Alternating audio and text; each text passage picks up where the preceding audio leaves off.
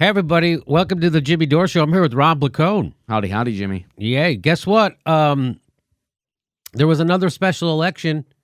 You know, they've been having the special elections. Now, it seems like the Democrats have been having mixed results in the special elections.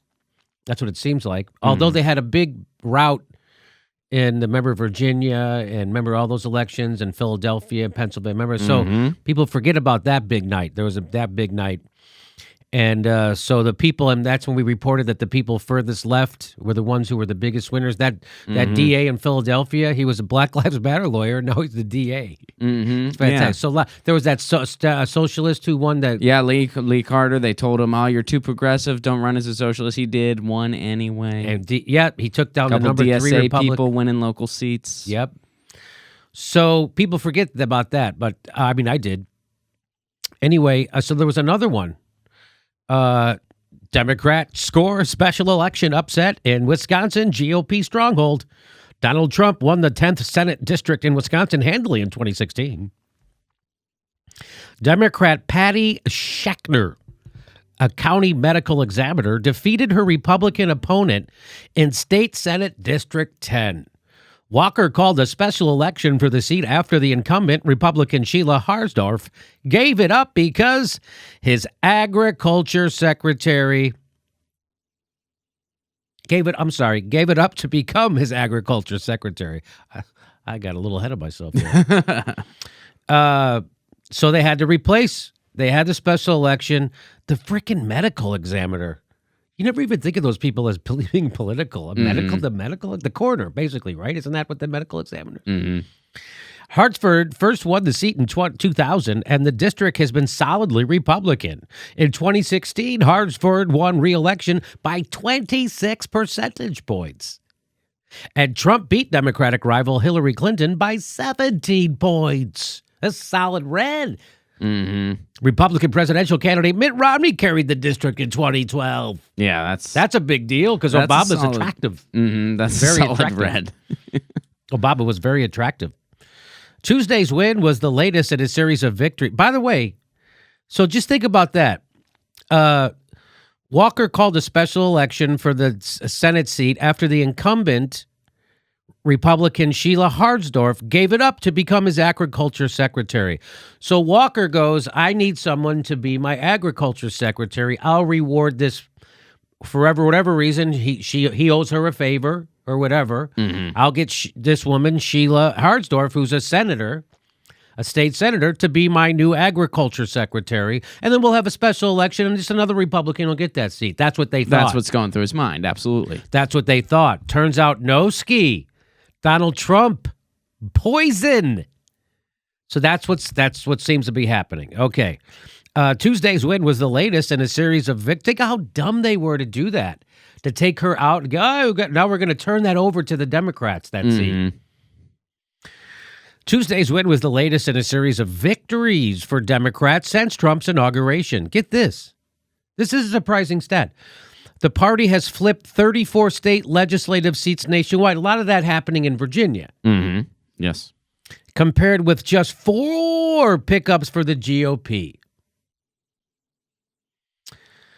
Democrats last year also recaptured the governor's mansion in New Jersey. Chris Christie really didn't have any coattails. Nope. No more coatsies. Democrats last year recaptured the governor's mansion in New Jersey and in 2017's highest profile race, gained a U.S. Senate seat in Alabama. Yes, they can beat a pedophile. Yes, by almost 2 percentage points. Almost 2 whole percentage points. Almost 2 whole points. Here's a quote about the election. This campaign was about investing in people and revitalizing our area, whether that is making sure that every Wisconsinite has access to affordable health care, every Wisconsinite has access to affordable health care, funding our public schools. It's good to hear someone say we should fund our public schools instead of teacher evaluations, testing. Bigger classrooms. So she ran on affordable health care, funding public schools, technical colleges, and UW. So Also funding technical college and university, so reinvesting money back into their education system in Wisconsin, which, by the way, Walker is trying to ruin. Or investing in good-paying jobs right here in western Wisconsin. That Schachtner said in a statement. Tonight, voters showed that they share those priorities, and I'm deeply grateful for their support. So the Republican wasn't for investing in public schools? I'm going to guess not. The Republican, I'm going to guess, was for charter schools. Mm-hmm. Charter schools. And we put a little more competition into the... By the way, human beings weren't evolved to compete, just so you know. Okay. We're evolved to cooperate. Anyway, so they want to give some of that corporate competition into education. So that's good. That's good. They were up for healthcare, education, and jobs. That's what won a seat in a red district in Wisconsin to a Democrat. Healthcare, education, jobs. Boom.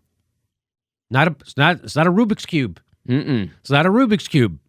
Scott Walker tweeted out, Senate District 10 special election win by a Democrat is a wake-up call for Republicans in Wisconsin. And you, because you just chose her and you gave up that seat. So, this is all, how does this bode? Well, it doesn't bode well for the Republicans. I like that word, bode. It doesn't bode well for the Republicans in 2018. Of course, they're one of the most unpopular presidents in the history of presidents. The Republicans, their Congress, and is one of the most unpopular. Their legislation that they're literally passing is unpopular. Some of the most unpopular legislation ever. So this is not really a shocker. I'm always shocked when they voted for Scott Walker in the first place. His whole plan was, I'm going to screw over unions, workers, teachers, and firemen. But we'll keep the cops union because I need their protection. I just can't believe how dumb people are. Well, the Democrats don't inspire anyone to come out and vote, which is what happens. All the Republicans who think incorrectly come out and vote. So there you go. What do you think, Ron? What do you think? Does this bode? How does this bode? Well, I think it bodes well when you run on issues and people come out for actual issues.